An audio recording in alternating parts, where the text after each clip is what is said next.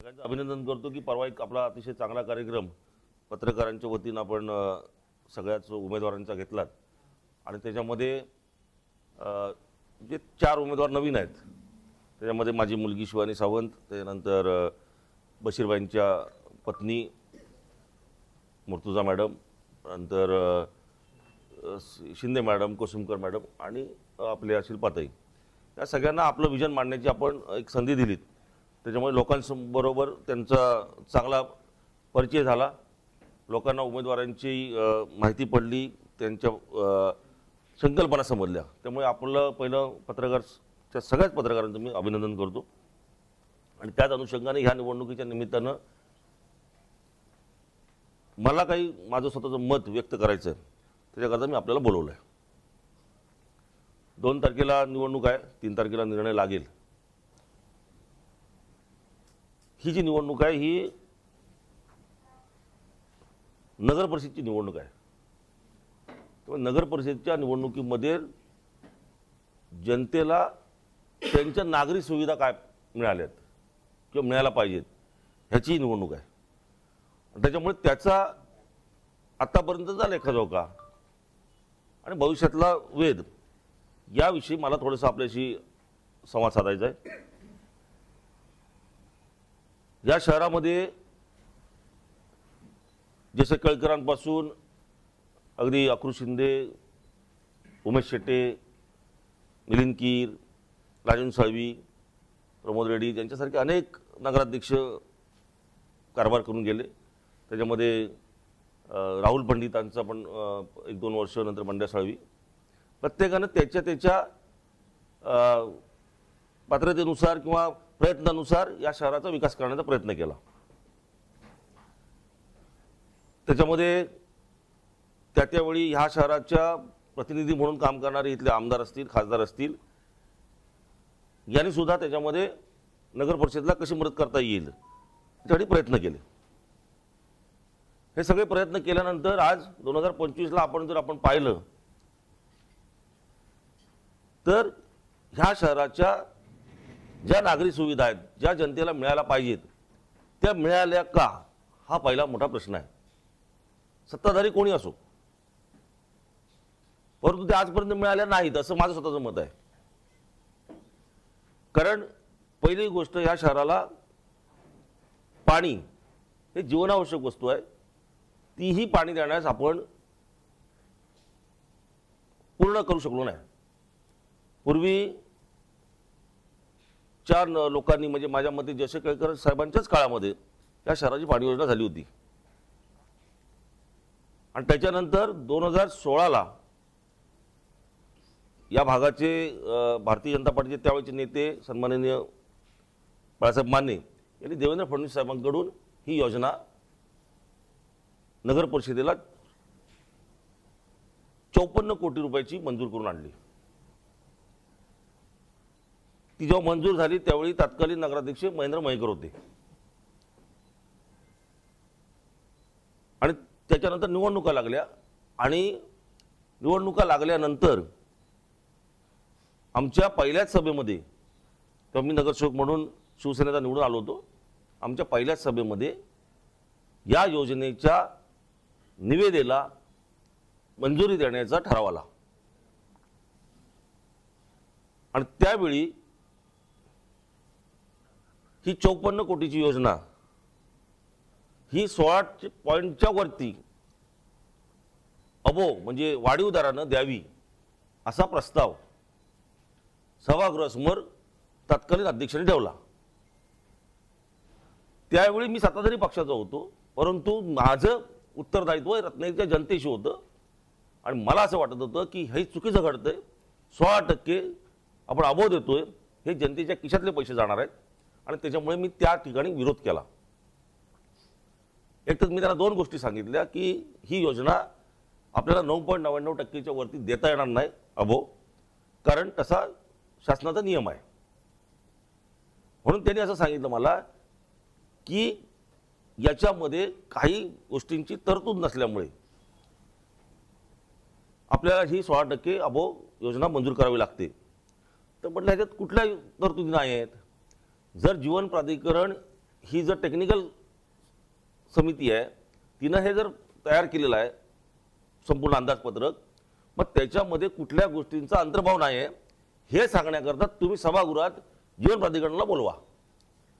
परंतु त्यांनी बोलवलेलं नाही.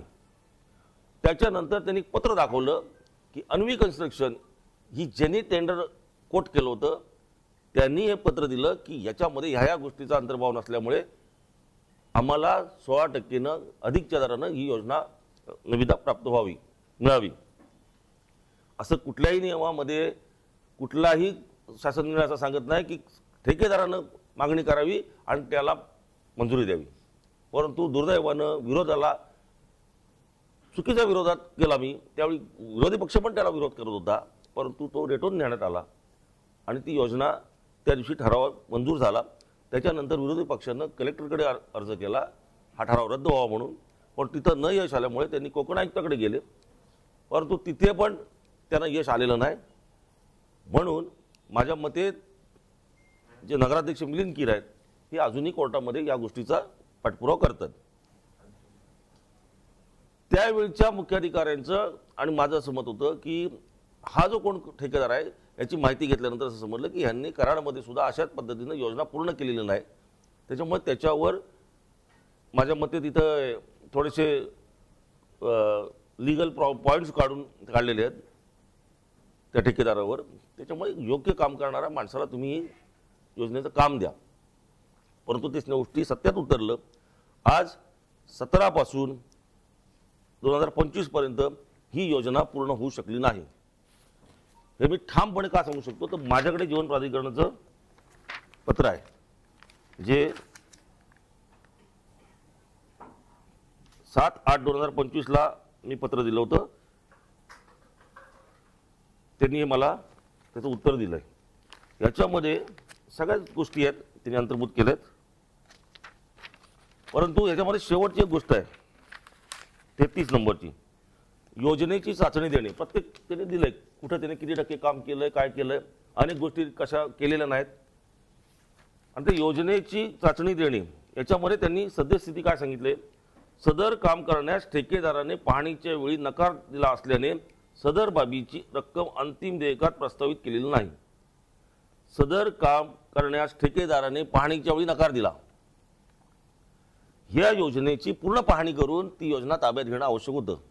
हे ठेकेदाराचं काम आहे ते पूर्ण करून देणे. पूर्ण सुरळीत काम पाणी मिळतंय की नाही ते कुठले छोटे छोटे योजनांमध्ये आपल्याला ते पूर्ण करून घ्यावं लागतं. तरी सुद्धा रत्नागिरी नगर परिषदेच्या प्रशासनानं ही योजना ताब्यात घेतली. ही कुठल्या बेसिसवर घेतली, ह्याला जबाबदार कोण आहे? नगरसेवक तर तिथे नव्हते, नगराध्यक्ष नव्हतं, प्रशासक होता ना. हे कसं काय झालं ह्याची उत्तरं पण कुठेतरी दिली पाहिजेत ना. ह्याची उत्तरं कोण देणार? तत्कालीन मुख्याधिकाऱ्यांनी कुठल्या बेसिसवर हे घेतलं ताब्यात योजना हे लोकांना माहिती तरी आहे का? हायड्रोलिक सर्वे जो झाला, हायड्रोलिक सर्वेच्या वेळी कोण कोण लोक होती बघायला आणि तो हायड्रोलिक सर्वे करताना किती ठिकाणी पाईप फुटले हे लोकांसमोर आहे. रस्त्यात मध्ये मध्ये पक्षाच्या पाईप फुटलेले आहेत, त्यामुळे झालेले रस्ते खोदायला लागतात.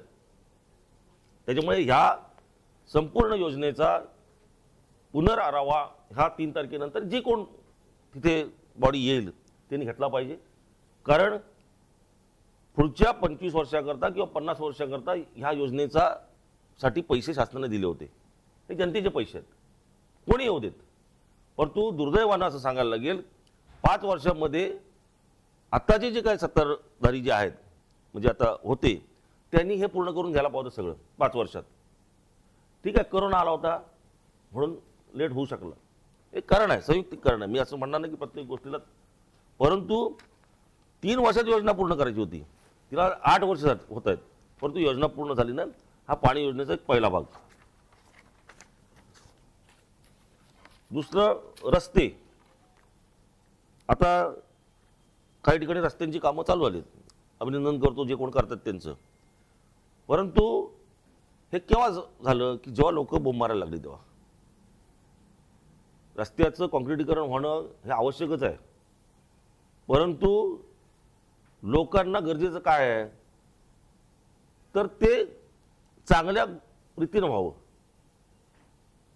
माझं तर म्हणणं असं आहे की खालचा भाग जो सकल भाग आहे म्हणजे जिथं पाणी भरतं तिथं खरे छोटे छोटे बोळ कॉन्क्रिटीकरण करणं गरजेचं पहिलं होतं.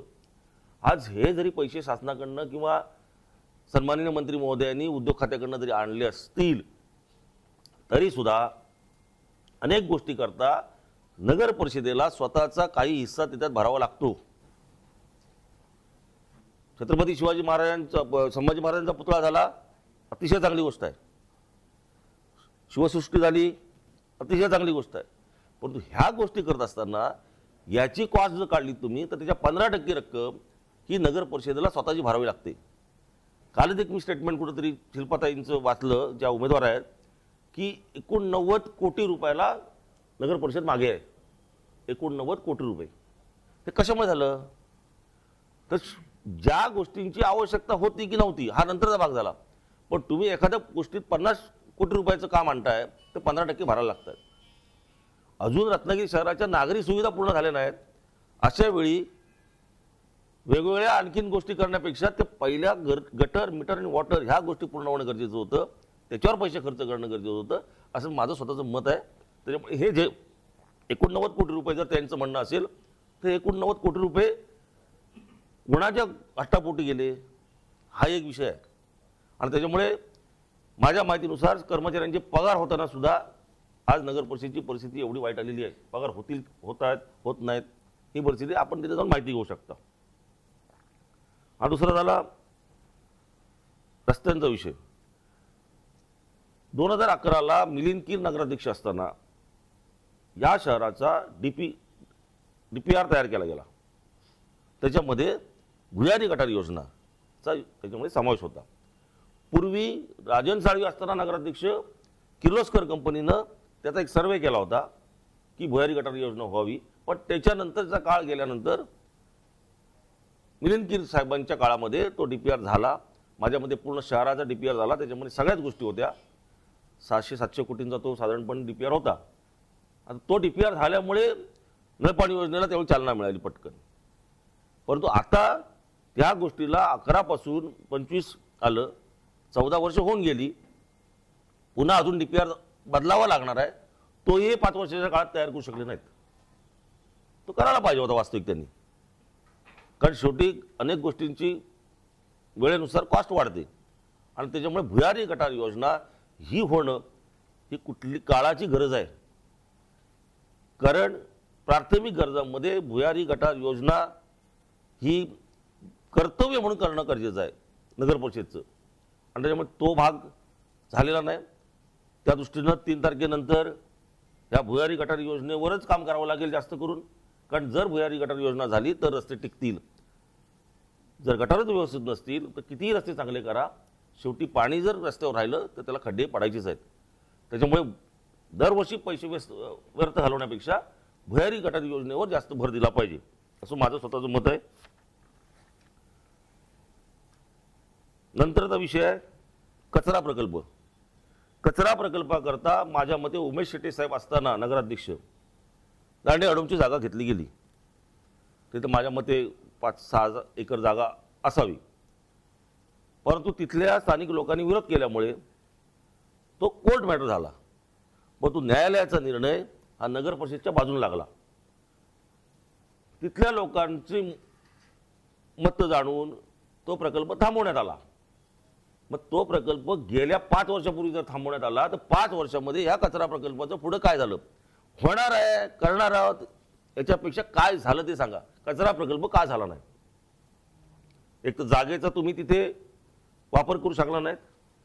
त्या जागेवर आज शहराला 90 लाख रुपये वार्षिक बिल येतं ह्या सगळ्या लाईटचं. म्हणजे स्ट्रीट लाईट असतील, त्यांच्या सगळ्या इमारती असतील, पंप हाऊस असतील. आज त्याच जागेत जर तुम्हाला तिथे कचरा प्रोजेक्ट करायचा नव्हता तर तिथं तुम्ही सोलर प्रकल्प राबवू शकला असतात गेल्या 8 वर्षामध्ये. परंतु त्यातला सोलरचा एक सोलर पॅन पण तिथं बसलेला नाही. जागा पण फुकट गेले आणि त्याचा उपयोग पण काय होत नाही. सोलर मध्ये जर आपण करू शकलो असतो त्या 90 जे काय वर्षाला पैसे 90 लाख रुपये भरायला लागतात ते 90 लाखावर बंधन कमी आलं असतं. 50% तरी रक्कम वाचली असती. आणि त्या दृष्टीनं ह्या गोष्टी होणं आवश्यक होतं आणि त्या झालेल्या नाहीत.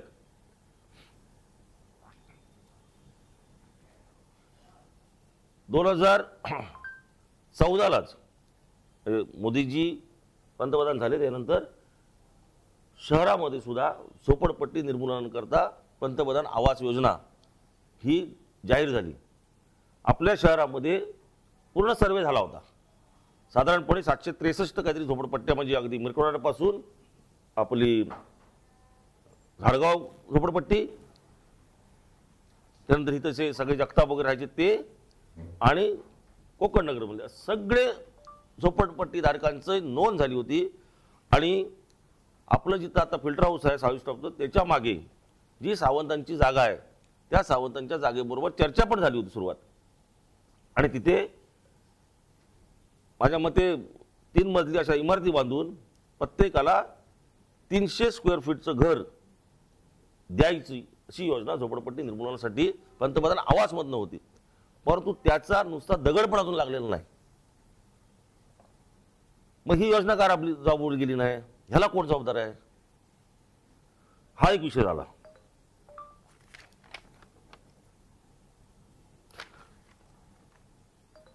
शासनाच्या नियमाप्रमाणे फेरीवाल्यांची संपूर्ण रत्नागिरीतल्या फेरीवाल्यांची नोंद झालेली आहे. किती फेरीवाले आहेत त्यांना केंद्र शासनाच्या कडून प्रत्येकाला 10,000 रुपये सुद्धा अनुदान पण त्या फेरीवाल्यांना मिळाले, कारण का त्यांची नोंद झालेली आहे म्हणून. परंतु आजपर्यंत त्या फेरीवाल्यांकरता कुठेही फेरीवाला झोन हा निर्माण झालेला नाही. कोणी त्यावेळी सत्ताधारी बसतो, त्या लोकांकडे जातो, त्या लोकांना त्रास देतो. माझं म्हणणं आहे त्यांना त्रास देण्यापेक्षा त्यांना पहिली त्यांची व्यवस्था करा आणि मग त्यांना त्रास द्या. त्यांची व्यवस्था कुठंच तुम्ही करत नाही आणि त्यांना जाऊन तुम्ही जर उचलणार असाल आणि त्यांचे जर काय नाशवंत माल जो असेल तो फुकट घालवणार असाल तर तो गोरगरिबासाठी धोकादायक आहे. ही तुमची जोर जबरदस्ती आहे.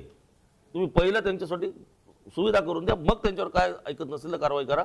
परंतु असं कुठल्या गरीबाला किंवा फेरीवाल्याला त्रास देणं काही योग्य नाही.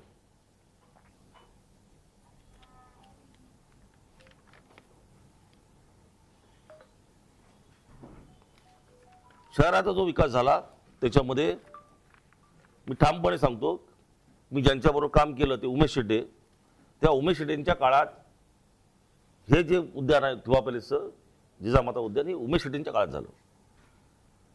शिवाजी स्टेडियमला जी रणजी ट्रॉफी झाली ती उमेश शेट्टेंच्या काळात ते ग्राउंड चांगलं झालं म्हणून झाली. उमेश शेट्टेंच्याच काळात हा 80 फुटी रस्ता झाला. उमेश शेट्टींच्या काळातच जे किल्ल्यामध्ये आज शिवसृष्टी झाली तिथं उद्यान झालं होतं. या शहरामध्ये सगळ्यात जास्त उद्यानं उमेश शेट्टींच्या कार्यकाळात झालेली आहे 2002 ते 2007. त्याच्यामुळे शहराचा खऱ्या अर्थानं विकास कोणी केला असेल तर तो त्या काळात झाला.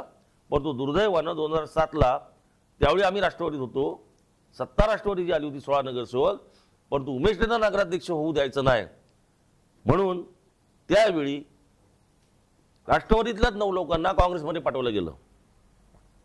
ते कोणी पाठवलं गेलं, कोणी पाठवलं का उमेश शेट्टींना थांबवायचा प्रयत्न केला गेला. माझं म्हणणं आहे त्याचवेळी उमेश शेट्टी परत नगराध्यक्ष झाले असते तर शहराचा विकास अधिक जास्त रीतीने झाला असता. त्याच्यानंतरच्या काळात पहिल्यांदा अशोकराव महेकर झाले अध्यक्ष, नंतर 2009च्या दरम्यान राजेश्वरी शेट्टी अध्यक्ष झाल्या 2.5 वर्षानंतर, आणि 2011ला जेव्हा मिलिंद किर्नी आपल्या ताब्यात नगर परिषद घेतली त्यावेळी अशाच पद्धतीनं ही नगर परिषद त्यावेळी सुद्धा साधारणपणे 30 ते 40 कोटीला मागे गेली होती. म्हणजे कोण प्रशासन चालवतं याच्यावर नगर परिषदेचा संपूर्ण कारभार अवलंबून असतो. आणि त्याच्यामुळे हे दोनदा घडलंय. हे आता 2011ला घडलं, हे आता 2025ला परत घडतंय. त्याच्यामुळे आपण ज्यांच्याकडे हातात सत्ता दिली हे सत्ताधारी किती त्या संस्थेला टिकवू शकले हा मोठा प्रश्न आहे. ही स्थानिक स्वराज्य संस्था आहे, ही स्वायत्त संस्था आहे, याच्यामध्ये विश्वस्त म्हणून आपण तिथं काम केलं पाहिजे. परंतु ते बुडवण्याचं जर आपण काम करणार असू तर आपण त्या संस्थेमध्ये योग्य न्याय देऊ शकतो की नाही हे प्रत्येक निवडणूक लढवण्यानं केलं पाहिजे असं मला वाटतं. दुसरा विषय, परवा एक मी भाषण ऐकलं, क्रांतीनगरमधल्या त्या जी काय आवास योजना आहे त्या लोकांना सांगितलं गेलं की घरांचं मी काम केलं. मी स्पष्टपणे सांगतो, इंदिरा आवास योजनेच्या अंतर्गत क्रांतीनगर वसलं गेलं. माझ्यासारखा कार्यकर्ता राजकारणात सक्रिय व्हायच्या अगोदरपासून ते आहे.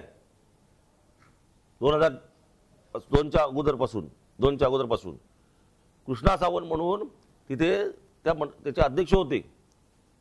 त्यांनी नगर परिषदेच्या माध्यमातून ती जागा घेतली आणि तिथे जे म्हणजे दुर्बल घटक असतात अशा लोकांना त्या जागेतनं ती घरं बांधून दिली गेली.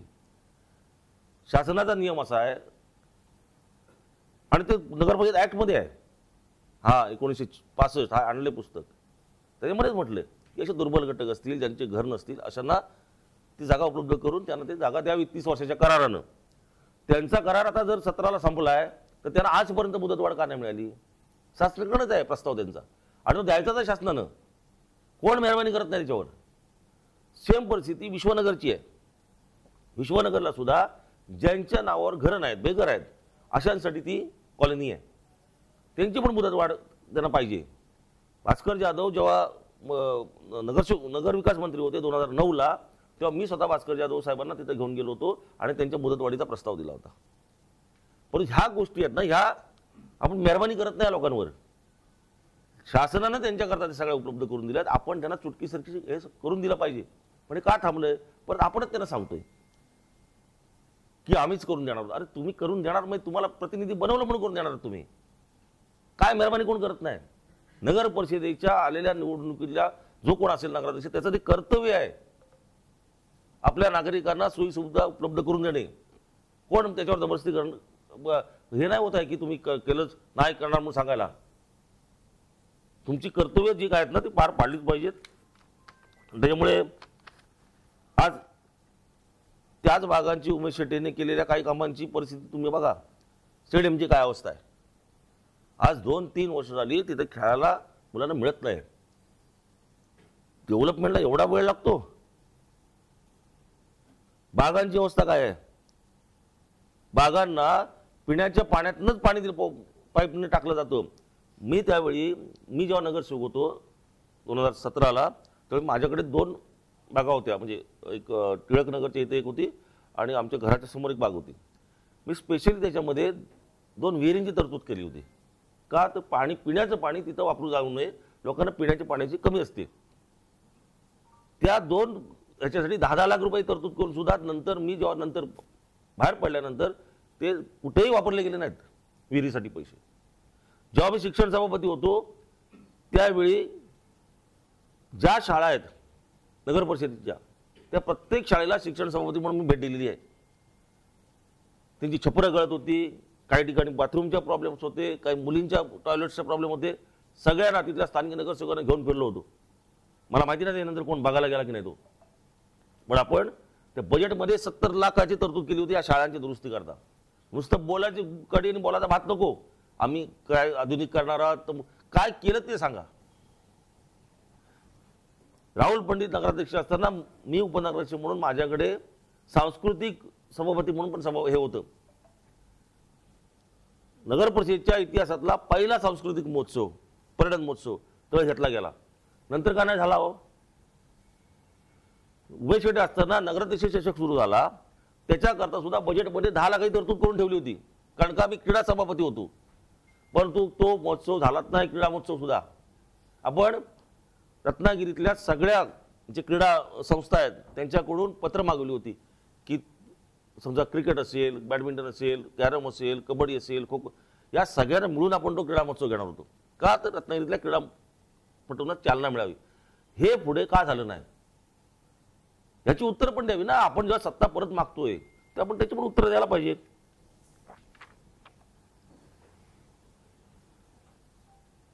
परवा मी एक पोटनिवडणुकीचा विषय सांगितला. आता त्याचा अर्थ कोणी काय वेगवेगळा घेतला. मी त्याच्या अगोदर पण हे सांगितलं की राहुल पंडित सारख्या व्यक्तीला लोकांनी भरभरून मतदान केलं. त्यावेळी आपण असं नाही सांगितलं की ह्याला 2 वर्षासाठी आम्ही करणार आहोत. त्याच्यावर कुठलाही भ्रष्टाचाराचा आरोप नव्हता किंवा नगरसेवकांची मागणी नव्हती की त्याला बदला म्हणून, तरी सुद्धा त्याला बदलला गेला. म्हणून मी म्हटलं पोटनिवडणूक लागू शकते. आता जर तसंच तुम्ही जर कोणाला शब्द दिला असाल तर पोटनिवडणूक लागली म्हणजे तिचा माझ्या ताईचा अपमान करण्याकरता नाही बोललो मी शक्यता वर्तवली. कारण दुसरी एक शक्यता आहे 2.5 वर्षानंतर पण म्हणे काहीतरी कोणाला तरी नगरसेवक बनवणार आहेत राजीनामा घेऊन. एका अपक्षाला मागे घ्यायला सांगितल्यानंतर 2.5 वर्षानंतर त्याला कमिटमेंट आहे नगरसेवकाची. अरे गृहीत धरलात तुम्ही का जनतेला?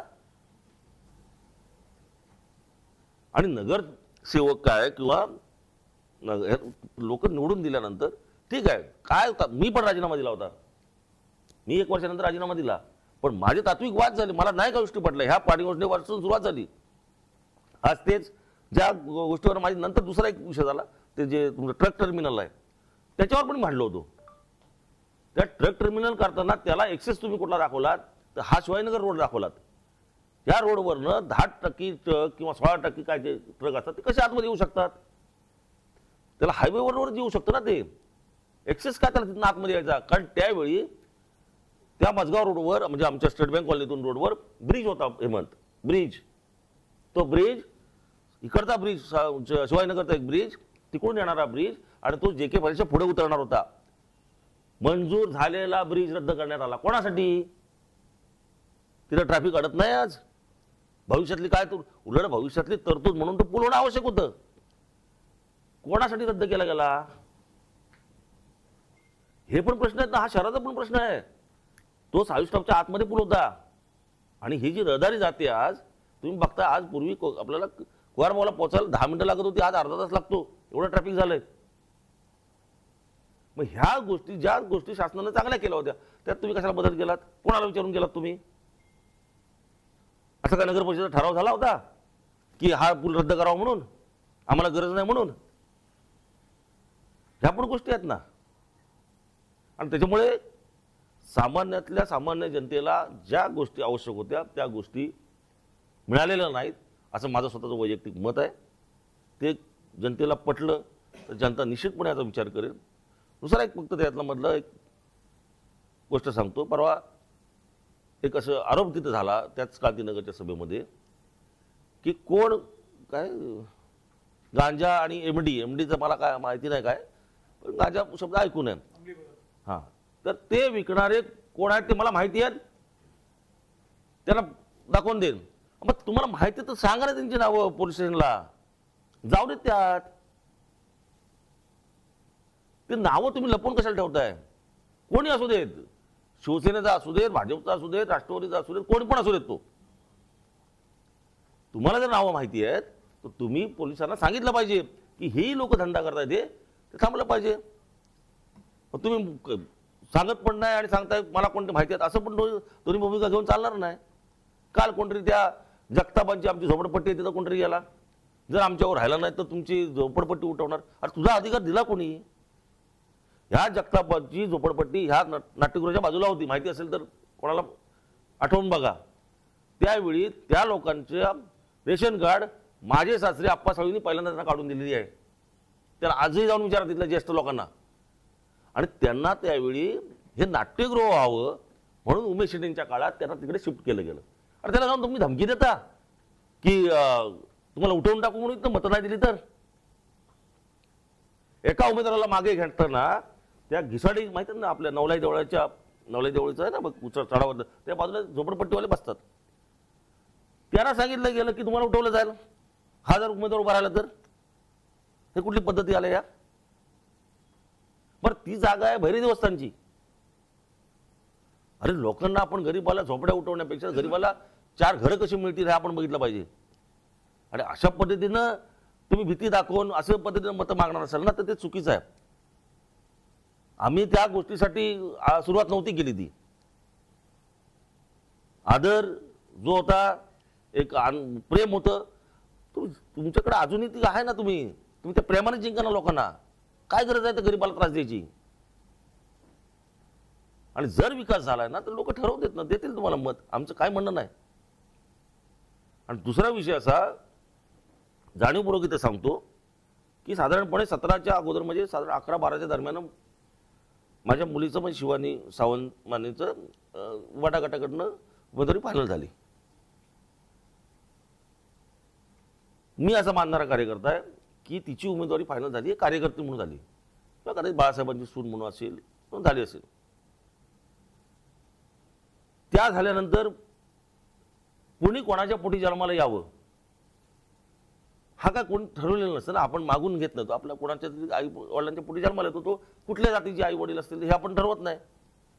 आता ती मराठा समाजात जन्माला आली म्हणून मी मराठा समाजाच्या लोकांकडे नाही गेलो सांगायला की ती मराठा समाजाची आहे, तुम्ही मराठा समाज म्हणून तिला पाठिंबा द्या. पण 17 तारखेला जेव्हा दुसरा उमेदवार डिक्लेअर झाला तेव्हा मराठा समाजाच्या लोकांना फोन करायला लागले की मीटिंग लावायला सांगितलेली आहे मराठा समाजाची. मला फोन आले असं काय, म्हणून मी आमच्या समाजातल्या प्रमुखांना जाऊन विचारलं. अहो म्हटलं माझी पोरगी त्या ज्या जातीत जन्माला आले, परंतु ती जात म्हणून लढत नाही इलेक्शन, ती सगळ्या समाजाची कार्यकर्ती आहे, तिने सगळ्या समाजाचं काम केलं पाहिजे, तिने जात नाही पात नाही धर्म नाही बघितला पाहिजे.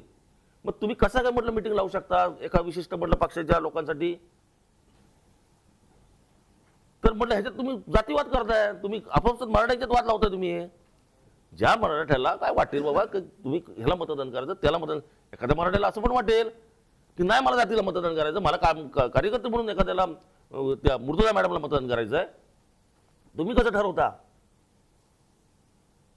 त्यानंतर मीटिंग झाली की नाही मला माहिती नाही, परंतु कशासाठी याच्यात समाज, ह्या उमेदवाराला ह्या समाजाचा पाठिंबा, ह्या उमेदवाराला ह्या समाजा, अरे सगळ्याच पक्षात सगळ्या समाजाचे कार्यकर्ते आहेत. आणि त्याच्यामुळे माझी अशी विनंती आहे हे जातीभेद वगैरे सगळं बाजूला ठेवून लोकांच्या गरजा अजून शहरातल्या पूर्ण झालेल्या नाहीत, त्याच्याकरता काम करणं गरजेचं आहे. निवडून येणाऱ्या प्रत्येक नगरसेवकाला माझी विनंती राहील की सगळ्यांना विश्वासात घेऊन हे काम होणं गरजेचं आहे. लोकांच्या खूप अपेक्षा असतात, परंतु त्या मोठ्या पण नसतात, छोटे छोटे आहेत. गटर स्वच्छ झाली पाहिजेत, पाणी आलं पाहिजे, स्वच्छता. आज आपण म्हणतो रस्त्यावर गुरं फिरतायत, कुत्रे फिरतायत, आपण ह्याला कारण ते नाही आहेत, कचरा पडतोय म्हणून आहेत. त्यांना एखाद्या वेळेस ऍक्सिडेंट झाला पण शिवाय अरे काय गुरं, अरे गुरं काय येतात. मी माझ्या मुलीला एक प्रस्ताव असं सांगितला की तू समजा तुला संधी दिली तर तू 2 प्रकारात हा विषय करायला पाहिजे कचऱ्याचा. एक म्हणजे रात्री उशिरा, जसं मुंबई महानगरपालिका कचरा उचलते तसा रात्री ठीक आहे, लोकांच्या सवयी बदलायला वेळ लागेल. तो जर कचरा उचलला गेला तर सकाळी जी गुरं येतात ती गुरं तो कचरा खायला येणारच नाहीत शहरात, आणि परत सकाळी उचलायचा जे घंटा गाडी जेव्हा. पण रात्रीचे जर रस्ते आपण साफ करून टाकले सगळे कचऱ्यानं तर प्रश्नच येत नाही. ती गुरं कुत्रे हे येणारच नाहीत. शेवटी ते त्यांच्या पोटासाठी काहीतरी भूक लागली असेल म्हणून येत आहेत. अहो मुख्य गरज ह्या रत्नागिरी शहरामध्ये कोंडवाड्याची आहे. ह्या कोळेकरांचं आता आले सर आठवण करून दिली असती. 1965 ऍक्ट मध्ये लिहिलेलं आहे कोंडवाडा पाहिजे. आज शहराचा कोंडवाडा नाही, पडून झाले त्याला 15 वर्ष. तुम्ही त्या भटक्या गुरांसाठी कुठं बांधलाय? चंपक मैदानावर. तुम्ही प्रिमासेसच्या बाहेर बांधलाय नगर परिषदेच्या. परमिशन घेतली का त्याच्याकरता? त्यावर तुम्ही खर्च करताय पैसे. एखादा निधी शहराच्या हद्दीच्या बाहेर खर्च करायचा असेल तर त्याला परमिशन लागते. कनेक्शन जरी एखाद्याला समजा द्यायचं असेल बाहेर पाण्याचं शेजारी असेल तर नगर परिषद ठराव लागतो. काय तिथं भग्न अवस्थेत आहे ते सगळं. पैसे वेस्ट होत आहेत सगळे शासनाचे नगर परिषदचे. कोंडवाडा आपण जर निर्माण करू शकलो नाही गेल्या 8 वर्षामध्ये तर कुठल्या गोष्टी तुम्ही करताय? ह्या सगळ्या गोष्टीचा माझं असं म्हणणं आहे प्रत्येकाला विचार करावा लागेल आणि म्हणून बदल घडला पाहिजे. प्रत्येकाला संधी दिली पाहिजे. त्याला संधी दिली त्यावेळी नवीन लोकांना संधी द्या आणि ते काय करतात आपण सगळ्यांनी मिळून पाहूया. तुम्हाला जर वाटलं 5 वर्षानंतर ते लोक काम नाही करू शकले तर शेवटी आहेच. आणि दुसरा विषय असा आहे विमानाने जायलाच पाहिजे. माझी पण इच्छा आहे. काय मेडिकल कॉलेज अभिनंदन झालं. अहो पण हे नगर परिषदेचे विषय नाही आहेत. आपण नगर परिषदेच्या विषयावर बोलूया. तुम्ही जे चांगलं केलं त्याच्याबद्दल अभिनंदन मी आत्ता करतो, उद्याही करीन. मेडिकल कॉलेज आणलं अभिनंदनच. विमानतळ होतंय, अभिनंदनच. उशीर होतोय पण अभिनंदनच. कारण काही वेळा आम्ही ऐकलं दिवाळीत, ह्या दिवाळीत गणपतीला अमुक तमुक, हरकत नाही, ती काय पण होतंय. आता मोठं काम तिथं सुरू आहे. जे चांगलं तुम्ही केलं त्याच्याबद्दल अभिनंदनच. हा आपला काय तो डोम तयार केलेला आहे तो काय तारांगण अतिशय चांगला आहे, व्हायलाच पाहिजे होतं. मग आमचं म्हणणं उदय सामंत साहेबांनी काय काम केलं नाही याच्याशी नाही आहे. आमचं म्हणणं तुमचे नगरसेवक करते तेव्हा काय काम केलेलं आहे त्याचा हिशोब तुम्ही घ्या. तुम्ही काम केलं म्हणून तुम्हाला लोकांनी निवडून दिलं 40,000ने. तुम्ही तुमचे हिशोब देऊ नका हो. तुम्ही नगर परिषदेत या, तुमच्या निवडून दिलेल्या नगरसेवकांचे हिशोब सांगा काय आहेत ते. ही नगर परिषदेची निवडणूक आहे, ही उदय सामंत साहेबांची निवडणूक नाही. ही निवडणूक नगर परिषदेची आहे. तुमचे नगरसेवक जे 32 उभे केले आहेत त्यांनी 32 नगरसेवकांनी किंवा त्याच्या अगोदरच्या नगरसेवकांनी काय तिथे काम करू शकले नाहीत हे मी सांगतोय. ह्याच्यावर सांगा ना. ते चांगलं काम केले नाही, ते चांगलं काम 100% केलं. तुमच्याबद्दल आम्हाला आनंद हे नाही, मुळीच नाही. त्याच्यामुळे तुम्हाला जनतेनं पतपावती दिली.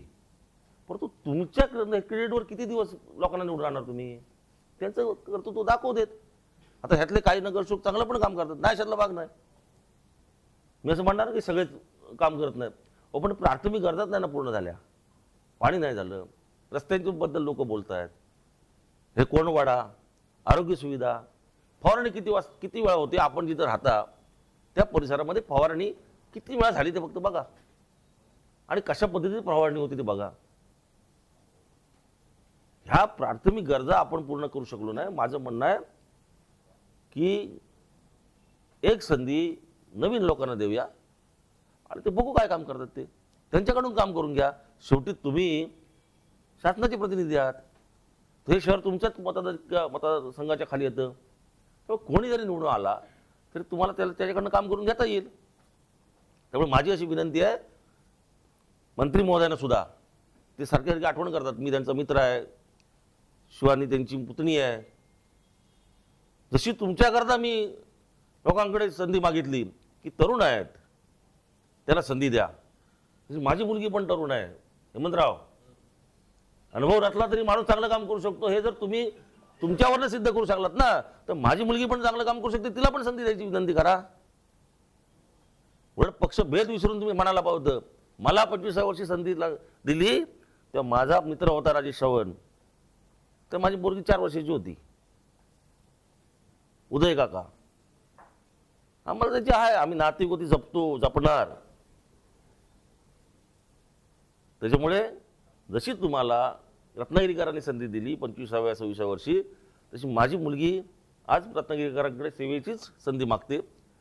आपल्या माध्यमातून मी सगळ्याच पक्षातल्या लोकांना विनंती करेन की राजेश चव्हाण म्हणून मी काम करत असताना गेले 25 वर्षामध्ये मी कधी ह्या पार्टीचा आहे त्या पार्टीचा आहे असं म्हणून कधीही भेदभाव केलेला नाही, किंवा कुठला जातीचा कोण आहे कुठल्या धर्माचा कोण आहे हा माझ्याकडे कधीही माझ्या नेत्यांनी माझ्यावर संस्कार केलेले नाहीत. त्याच्यामुळे माझ्या 25 वर्षाच्या कारकिर्दीमध्ये जेवढं काय मला काय काम करता येईल तेवढं मी केलंय. आणि मी खात्रीनं सांगतो नगर परिषदेमध्ये न बसता सुद्धा तिच्याकडून चांगलं काम आपल्या सर्वांच्या सहकार्यानं करून घेऊ. फक्त एक संधी तुमच्या माध्यमातून मी रत्नागिरीच्या जनतेकडे मागतोय. मी जर 25 वर्षात काय छोटं मोठं काम केलं असेल तर माझ्या मुलीला पण काम करण्याची संधी द्या, एवढीच आपल्या सर्वांना विनंती करतो. धन्यवाद. जेव्हा तुम्ही बरोबरीने असता तेव्हा तुमचा सूर वेगळा असतो आणि तुम्ही विरोधात केल्यानंतर सगळं काय सुरू होतं सांगा. तुम्ही एकत्र बिपिन बंदरकर एकत्र पत्रकार. आता मी तुम्हाला सांगतो त्याचं उत्तर. मला चव्हाण साहेबांचे स्वीय सहाय्यक अनिकेत पटवर्धन यांचा फोन आला की सकाळी बाळासाहेब मानेंची पत्रकार परिषद झाली खड्ड्यावर, तर काका तुला तिथे पत्रकार परिषदेला जायचं आहे. म्हटलं कोणाच्या? तर युतीच्या. अरे म्हटलं युतीच्या पत्रकार परिषदेला मी कसं जाऊ? आता कुठं झाले, अजून काय झाले काय? नाही ते खड्ड्यांवरनं बोलायचं आहे. म्हटलं खड्ड्यांवरनं बोलायला मी कुठं खड्डे पाडले म्हटलं बोलायला? माझा काय संबंध त्याशी येतोय? नाही नाही काका जायला पाहिजे. अरे म्हटलं पण ठीक आहे ना, म्हटलं मग तुझ्या शहराध्यक्षाला वगैरे सांग, मी जातो म्हटलं. तर काय पार्टीनं चव्हाण साहेबांनी सांगितलं म्हणलं मला आदेश तो, कारण मी पार्टीचा कार्यकर्ता होतो, मी पार्टीचा जिल्हाध्यक्ष होतो. साहेबांनी सांगितलं म्हटलं मी गेलो. आणि त्यावेळी पण मी हेच सांगितलं की बाळासाहेब मानेने एक मागणी केली होती की श्वेतपत्रिका काढा त्या ठेकेदारांच्या बद्दल. मी त्या मिटिंगमध्ये बोललेलो आहे, जर ठेकेदार चुकीचा वागला असेल तर श्वेतपत्रिका काढा आणि त्याच्यावर कारवाई करा. पत्रकार परिषदेत हे पण बोललो. मी जेव्हा पार्टीत आहे तेव्हा पार्टीचा मला आदेश पाळलाच पाहिजे. तर मग त्याच्यात काय गैर केलं नाही मी. आणि त्यावेळी पण मी काय उदय सामंतांच्या विरोधात बोललो नाही आणि त्यामुळे प्रश्नच येत नाही. आजही मी काय सांगतोय, ही निवडणूक उदय सामंत यांची नाहीच आहे, ही निवडणूक नगर परिषदची आहे. यांच्याशी काही संबंधच येत नाही उदय सामंत साहेबांचा. उलट त्यांनी ह्यांच्यावर सगळं सोडून देऊन महाराष्ट्र फिरायला पाहिजे. 5 नंबरचे नेते आहेत काय. म्हणजे तुमचं म्हणणं असं आहे की उदय सामंतांनी काम केलेलं नाही 5 वर्ष. अहो म्हणूनच तर लोक म्हणतात ना खड्ड्याचा विषय. आता काय सगळेच काम काय उदय सामंत येऊन करणार. ही स्थानिक स्वराज्य संस्था आहे की नाही. मग स्थानिक स्वराज्य संस्थेमध्ये जे लोकप्रतिनिधी असतात त्यांची जबाबदारी आहे. आता तुमचं म्हणणं असं असेल त्यांनी केलेलं नाही, आता 3 वर्ष नगरसेवकच नाहीत, प्रशासक आहे, त्याला कोण चालवत होता, तो कोणाच्या अंडर होता. मग पाणी योजना ताब्यात घेताना कोणाला काय नाही माहिती, पालकमंत्र्यांना तरी माहिती का, सांगितलं का त्यांनी, बाबरांनी. मुख्याधिकारी बाबर होते, नगरसेवकच तर नव्हते ना. मग जर त्यांनी टेस्टिंग दिलेलं नाही, तो चाचणी देत नाही म्हणून सांगतोय, मग योजना ताब्यात कशी काय घेतली, ह्याला जबाबदार कोण. जसं चांगल्या गोष्टीचा आपण क्रेडिट घेणार तसं आपण घडलेल्या चुकीच्या गोष्टीचं पण आपण जाब विचारले पाहिजेत. माझं म्हणणं मुळीच नाही असं की कोणी विकास केलेला नाही. मी पहिल्यापासून सांगतो की जसे केळकर साहेबांपासून, जसे केळकर साहेब असताना ही इमारत उभी राहिली नगर परिषदेची, स्टेडियम उभं राहिलं, त्यांच्या काळातला विषय आहे. नाही ते माती काय आता तो जाऊ दे विषय. मी ज्या चांगल्या गोष्टी झाल्या त्या सांगतो उमेश शेट्टीने केल्या. जिजामाता उद्यान, आता कोण काय पण सांगत असेल पण जिजामाता उद्यान तर तटकरे साहेब नगरविकास मंत्री होते आणि उमेश शेट्टी असताना ते झालेलं आहे. विश्वनगरला कर्मचाऱ्यांना जागा, सफाई कर्मचाऱ्यांना वगैरे उमेश शेट्टीच्या काळात दिलेल्या आहेत. त्या आपल्या बैलबागेच्या इथं पण वरती तिकडे कर्मचाऱ्यांना आंबेडकर त्या इथे उमेश शेट्टींच्या काळात दिलेल्या आहेत. तिथे आता तुम्ही काय सृष्टी केली, शिवसृष्टी कुठे त्या किल्ल्यात, त्यावेळी आपल्या उमेश शेट्टींनी तिथं बाग केली होती मोठी. विजन ते आहे. तुम्ही सांगा ना तुम्ही काय केलं ते. आणि तुम्ही हे जे केलं की ना तारांगण केलं ना, हा तुमचं विजन म्हणून आणलं तुम्ही. नगर परिषदेचं काय तो विजन. बरं 16ला तुमची जी काय हे होती, तुम्ही हे दिलं होतं काय काय करणार म्हणून, तर मी पण होतो 16ला. हा, अंतर्गत रस्त्याचे मुख्य रस्त्यांमध्ये रूपांतर करणे, उद्यमनगर रोड झाला का हो आजपर्यंत पूर्ण. जो पर्यायी मार्ग जो फक्त खोदून सगळं झालेलं आहे, पूर्ण झाला का. पूर्ण झालेला नाही. आवश्यक आहे की नाही, इतकी वर्षाची मागणी आहे, आवश्यक आहे की नाही तर सांगा. नगर परिषदेच्या जमिनीवर बहुमजली पार्किंग इमारती उभारणे जाहीरनाम्यात आहे, माझं नाही सांगत, एकही बांधली गेलेलं नाही. रत्नागिरीचा पाणी टंचाईचा प्रश्न कायमस्वरूपी सोडवणे, योजना पूर्ण झालेली नाही. त्याच्यानंतर पानवळ धरणाचं तिथं जे काय दुसरं आपल्याला डेव्हलपमेंट करायची होती ती मात्र यावेळी झालेली आहे.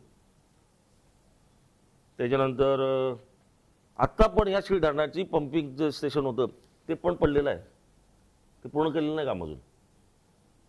आपण तिथे लिफ्ट वगैरे करतो ना, हा मग झालेलं नाही ना. पाणी योजनेचाच त्यातला भाग येतो ना तो. भूमिगत गटारी योजना, भूमिगत गटारीसाठी शासनाचा निधी मिळवणे, एकही रुपया आलेला नाही. कचरा व्यवस्थापन, रत्नागिरी शहर 5 वर्षात कचरा मुक्त करणे. अरे पण गेल्या 5 वर्षात सांगितलं, मी सांगतोय ते देतील, मी असं काय म्हणत नाही, नाही दिलं द्यायलाच पाहिजे, गरजच आहे ती. आपण पैसे भरतो शिक्षण करायच्या माध्यमातून, अन्य करायच्या माध्यमातून, ते पैसे शासनाला जातात, ते पैसे परत खाली येतात. देतं म्हणजे काय? ते देण्याचंच आपलं काम आहे. ते झालं नाही अजूनपर्यंत. आणि सामंत साहेब एवढ्या मोठ्या पदावर म्हटल्यावर ते व्हायलाच पाहिजे पूर्ण, अशा अपेक्षा आहेत आमच्या. त्यांना विचारा डीपी प्लॅनचं काय झालं ते सांगतो. मी पण त्यावेळी होतो त्याच्यात, पण मी अर्धोट. तुला माहिती आहे 5 वर्षात काय 1 वर्षातला मला टिकाल दिली. नियमित नाट्य स्पर्धा आयोजित करणे ह्याचा विषय होता खरा. ह्यानं त्यावेळी टाकला होता आमच्यात तो. नाटक प्रशिक्षण कार्यशाळा सुरू करणे ह्यानं त्यावेळी आम्हाला सुचवलं होतं 16ला. एक काही झालेलं नाही काय. त्यानंतर समुद्रकिनारी विकास, मांडवी बीच वगैरे किती झाले तर आपल्यालाच माहिती आहे. थिबा पॉइंट ते भाटे बीच रोपवे प्रकल्प उभारणे हा एक त्याच्यात होता. मॅरेथॉन स्पर्धा हे आपलं त्यांनी आपलं होतं ते आपलं मी तुम्हाला देतोय माहिती करता. त्याच्यामुळे ते ह्या सगळ्या गोष्टी तारांगण भाग झालं 100%. त्याच्याबद्दल अभिनंदन. ज्या गोष्टी झाल्या ते चांगल्या झाल्यात. या आपले प्रमोद महाजनचं जे ग्राउंड आहे तेही बऱ्यापैकी चांगलं झालं. ज्या गोष्टी त्यांनी नगर परिषदेच्या माध्यमातून झाल्या त्याच्याबद्दल निश्चितपणे अभिनंदन आहे. कारण नुसती टीका करणं हा काय उद्देश नाही त्यातला. आजपर्यंत नाही समजा झालंय तर पुढच्या 5 वर्षामध्ये तरी ते पूर्ण होणं गरजेचं आहे. हाच फक्त याच्यातला उद्देश आहे. बाकी ज्यांनी नाही केलं त्यांनी काहीतरी कारणं असतील, त्यांना काय अडचणी असतील म्हणून त्यांनी केलं नाही. म्हणून फक्त माझी एक विनंती आहे की या निमित्तानं एक बदल करून बघा. सामंत साहेबांच्या बरोबर माझी मुलगी जर समजा नगराध्यक्ष बसली तर पुतळीला ते अधिकचा न्याय जास्त देतील असा विश्वास मला वाटतोय. त्याच्यामुळे आपण तोही विचार करावा.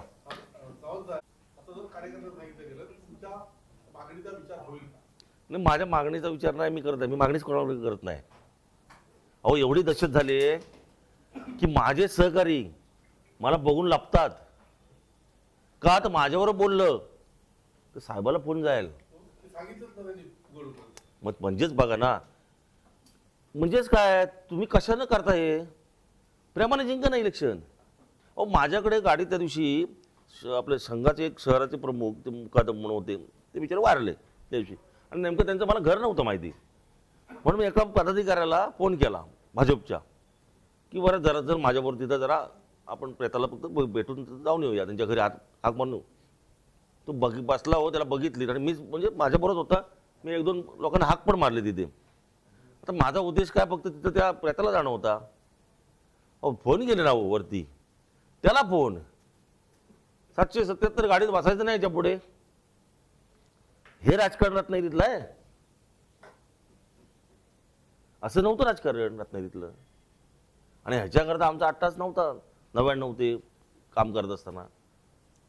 आमचं म्हणणं असं होतं की प्रेमानंच जग जिंकूया अशा पद्धतीनं. बोलायचं नाही, गाडीत बसायचं नाही. मग तुमच्या लोकांवर विश्वास नाही आहे की ते माझ्या प्रेमात पडतील. हे एवढी बिकट अवस्था कशासाठी. फोन लोकांना सांगायचे तुमचे फोन काय सर्व्हिलन्सवर आहेत. अरे करू देत ना त्यांना मोकळेपणानं काम. ही वाटचाल कशाकडे आहे माहिती आहे का. ही हुकुमशाहीकडे आहे. बरोबर नाही. आज आमची वेळ आहे उद्या तुमची वेळ येणार आहे. त्याच्यामुळे ह्या सगळ्यातनं मी गेलोय. मला तर काय फरक पडत नाही. परंतु अशा पद्धतीनं जर वागत राहिलेत तर 3 तारखेनंतरची पुढची लढाई माझी 100% चालू राहणार. कुठे सांगितलं हो ठेवलं. आता तिथे चव्हाण साहेब काय बोलले 2 तारखेपर्यंत मला महायुती टिकवायची आहे. आपण 2 तारखेपर्यंत टिकवायची होती ना तर मग इथं तरी येऊन कशाला बोलायचं माझ्याबद्दल. 2 तारखेनंतर मग उद्या असं वाटणार ना काय माझ्यासाठी फक्त आले स्पेशली, आणले कोणी त्यांना? पक्षाने पाठवले का? आता तुला माहिती ते. अहो माझे एक सांगू का तुम्हाला, मी त्यावेळी चव्हाण साहेबांच्या माध्यमातूनच पार्टीत गेलो आणि सामंत साहेबांना सोडूनच गेलो होतो. त्यांनीच मला जिल्हाध्यक्ष केला, त्यांनीच मला सगळी पदं दिली. माझ्या कौटुंबिक जीवनामध्ये त्यांनी मला खूप मदत केली, त्यामुळे त्या माणसाबद्दल मी कधीच बोलू शकत नाही. परंतु त्यांचे माझे नाते माहिती होती म्हणून त्यांना निवड आणलं गेलं. आणि त्या दिवशी भारतीय जनता पार्टीपासूनचे कार्यकर्ते हे राजेश चव्हाणच्या जवळ राहतील, बोलतील, कदाचित सहानुभूती म्हणून मतदान करतील, ह्या भीतीपोटी त्यांना इथं आणून बोलायला लावलं गेलं. कशासाठी भीती? तुम्हाला काय विरोधी पक्षातले लोक मतदान करत नाहीत? 2004 पासूनचा माझा इतिहास आहे, मी पण होतो बरोबर. कोणी कोणी तुम्हाला मदत केली ती? 2004ला जेव्हा पराभव झाला ना बाळासाहेब मानेंचा, तर कोणी कोणी मदत केली तुम्हाला ना विरोधी पक्षातल्या लोकांनी, ते मला माहिती आहे ना. मग असं कसं तुम्ही म्हणून चालेल की राजेश चव्हाणला मदत नाही करायची? तुम्ही घेता ती मदत, आम्ही काय करायचं? आणि पुतणीसाठीच मागतोय ना मदत, त्यांच्या पुतणीसाठीच मदत मागतोय. काय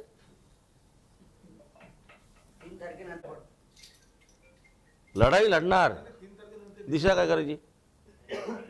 दिशा लोकांची, लोक सांगतील ती दिशा. पक्ष कुठला? पक्ष काय ठरवेल ना नंतर. काय उद्या समजा बाहेर पडले तर युती तुटली, परत भाजपमध्ये चे मला नाही माहिती, तुटली तर म्हणतोय मी, हे कुठे जातील त्याच्यावर माझं अवलंबून राहील. परत माझं सगळं त्याच्यावर चाललंय. बघा ना तुम्ही, ह्यांच्यासाठी पहिला मी पक्ष सोडला 2014ला, बरोबर आहे. ह्यांनी सांगितले राजे असं झालंय, आपल्याला असंच करायचं. साहेब तुम्ही म्हणाल ते काय, चला. तिथं सकाळी लोक आले ना, ते हे झाले होते, असे म्हणजे विस्कटले होते. अरे भगवे कसे काय लागलेले, घड्याळ गेलो कुठे, घड्याळ गेलो कुठे? कारण लोकांना माहितीच नाही ना पक्ष बदल केलेला आम्ही रात्रीत. तो लोक आणि प्रसाद रावणे बोबटतो, जय शिवाजी जय भवानी. अरे हा असा काय बोबटतो? लोक गाडीतलं भरवले, त्यांना माहितीच नाही ना. पण कसं सामंत साहेबांकडे कला आहे, निभावून दिली पटकन. किती मतांनी तेवढे आले होते? माझ्या मते 40,000 तेव्हा, पण 40,000 ते झालं. 17ला तुझ्याबरोबर तिथं झाला सगळा विषय. विनोद तावडे आणि देवेंद्र फडणवीस, देवेंद्र फडणवीस असं मी बोललो, आणि मी विनोद तावडे शिक्षण मंत्री, तिथं झालं ते. आता त्यांच्यामुळे मी बाहेर पडलो, बरोबर आहे. आता पुन्हा एकदा तेच 8 वर्षांनी झालं, त्यांच्यामुळे मला त्यांनी बाहेर काढला. त्यांची माझी रास कशी, आम्ही एका राशीत आहोत. त्या अष्ट असतं ना, ते काय असतं ते, नाही ते आपलं हे काढतात ते कुंडली एकत्रच आहोत, पण ते ग्रह नाही एकत्र आहेत, व्यवस्थित बसत आहेत. ते गेले 17ला संपले, तिथलं हे झालं, घोटाळा झाला. पण मी आजही सांगतो, मी त्यांच्याबरोबर जे आम्ही एकत्र दिवस काढले, त्यावेळी 1999ला ते आमदार व्हावेत हे आमची पण स्वप्न होती, ते मंत्री व्हावे हे माझंही स्वप्न होतं. मला कधीच इलेक्शन लढायची नव्हती, मी खरंच सांगतो. 2011ला जी वावटळ आली त्याच्यात मी उभा राहिलो, पडलो पहिला. ती भुईसवाड झालं ना सगळं राष्ट्रवादी. पण ती स्वप्न आम्ही पाहिली. 2009ला जेव्हा भास्कर शेठ मंत्री झाले, भास्कर शेठ माझ्या नातेसंबंधातले, पण मी त्यांच्याकडे त्यावेळी नाही गेलो, ह्याच्यासाठी थांबलो मित्रासाठी. हे सगळे गेले होते तुझ्याबरोबरचे मित्र, त्यांच्याकडे नाव नाही घेत आता, सगळे तिकडेच होते. एकटाच सकाळी बुक घेऊन जायचो भास्कर शेठना, शेठ हे घ्या बुक, हा बस असे करायचे फक्त. मला भास्कर शेठनी त्यावेळी पहिल्यांदाच असं झालं होतं की संजय गांधी निराधार जी योजना जी असते ना, तिचं आमदारांकडेच असायचं ते पद. पण त्यावेळी ते पालकमंत्री झाल्यानंतर त्यांनी मला दिलं, पत्र आलं मला. मी सामंत साहेबांना फोन केला, अहो म्हटलं संजय गांधी निराधारचं मला पत्र आलंय, मी ते घेऊ काय? म्हटलं भास्कर शेठनी दिले नाही, घे तू, आता दुसऱ्या कोणाला तरी देतील, आपल्याकडे जाऊ देत. विचारलं बेईमान, विचारलं ना. 12 पर्यंत ते मंत्री होईपर्यंत मी कुठं नाही हल्लो, मी ह्यांच्यावरच राहिलो. मग 14ला रात्रीचा एपिसोड झाला तो. सकाळी मला फोन केली, किरण शेट्टी फोन लावून दिला, असं करायचं, चला करूया. कारण ते एक मैत्र, एक जरी लहान असला तरी आपला नेता, हे आपण प्रेम केलं त्यांच्यावर. आणि आज त्याचं दुःख अजिबात नाही. की त्याच्यासाठी त्यावेळी काय केलेलं असेल ते मनापासून केलेलं होतं. काही दुःख नाही मला त्याच्यात. हा? असं काहीतरी बोलत होतो मी तोंड राहुलची पार्टी हे आम्ही फाटके तोंडाचे असं काहीतरी बोलतो. मग राहुलची पार्टी साहेब हुशार, साहेब बोलत नाही, करून नव्हतो मोकळा. त्याच्यामुळे काय, आणि त्याचं पण दुःख नाही. मी वैयक्तिक त्यांच्या आयुष्यामध्ये कधीही त्यांना वाईट बोललेलो नाही, पाटील पण नाही, कधी पण नाही. त्यांच्या आयुष्यामध्ये लोक त्यांची बदनामी करत होते. 2008ला राजेश सावंत सांगणारा माणूस आहे की साहेब तुमची बदनामी होते, 1000-1200 कार्यकर्ते तुमच्या पाठीशी आहेत, कुठेतरी आपण थांबवलं पाहिजे सगळ्या गोष्टी. ते बदनामी करणारे आज बरोबर आहेत, बदनामी करणारे, त्या माणसाची बदनामी करणारे बरोबर आहेत, मी नाही बरोबर. हा सामंत साहेबांना हो देणार ना, त्यांनाच देणार सगळं श्रेय, काय काळजी करू नको तू. आणि ते होणार आहे तेव्हा तुला समजेल हे सामंत साहेबांनी केलेलं आहे, ते ठरलंय. रत्नागिरी नगर परिषदेच्या निवडणुकीमध्ये प्रत्येक पक्ष आपापल्या परीने प्रचार करतोय आणि वेगवेगळ्या पद्धतीनं आपली व्यूहरचना प्रत्येकजण आखत विजयाच्या दिशेपर्यंत जातो. परंतु ही एक वेगळीच व्यूहरचना आज या निमित्तानं आपल्याला मी दाखवू इच्छितो की हे शिंदे शिवसेनेचं पत्रक आहे. या पत्रकावर प्रभाग क्रमांक 4 मध्ये शिवसेनेचे उमेदवार आहेत. तिथे वरती तुम्ही पाहिलं असेल तर कोणाचेही फोटो नाहीत. आणि प्रभाग क्रमांक 15 मध्ये इथे वरती आनंद दिघे साहेबांचा फोटो आहे, मोदीजींचा फोटो आहे, अमित शहा साहेबांचा फोटो आहे, देवेंद्रजींचा फोटो आहे, अजितदादांचा फोटो आहे, राणे साहेबांचा फोटो आहे, रवींद्र चव्हाण साहेबांचा फोटो आहे, आठवले साहेबांचा फोटो आहे आणि कोणतरी आहेत. माझं म्हणणं असं आहे की हा प्रभाग क्रमांक 4 मध्ये मुस्लिम बाहुल्य असल्यामुळे या ठिकाणी मोदीजींचा फोटो लावला नाही का, किंवा अमित शहा साहेबांचा. देशाच्या पंतप्रधानांचा फोटो तुम्ही एका प्रभागात लावताय आणि दुसऱ्या प्रभागात लावत नाही, याचा अर्थ मोदीजींचा तुम्ही अपमान करताय. नेमकं काय करताय? आणि हा तुझा भाऊ का? जर मतदार सारखा आहे तर तुम्ही हिंदू मुस्लिम कशाला करता त्याचं? मोदीजींचा फोटो लावण्यामुळे इथं मतं मिळणार नाहीत असं काय शंका आहे का? या देशातला सर्वोच्च नेता, देशाचे पंतप्रधान त्यांचा फोटो लावत नाहीत. भारतीय जनता पार्टीच्या कार्यकर्त्यांनी सुद्धा हा प्रश्न विचारला पाहिजे. तर मी पक्षात नाही म्हणून मला काय प्रश्न विचारता येत नाही, परंतु वस्तुस्थिती दाखवतोय मी. अशा पद्धतीचं जातीय राजकारण हे रत्नागिरीमध्ये केलं जातंय.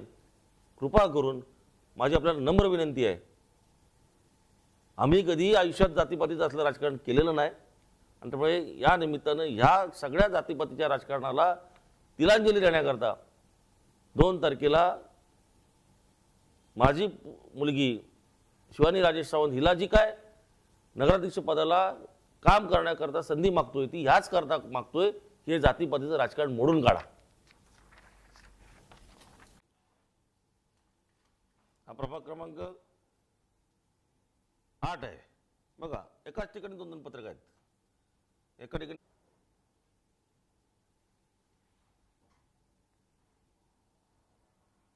परत ह्याच्यात अजितदादा आहेत.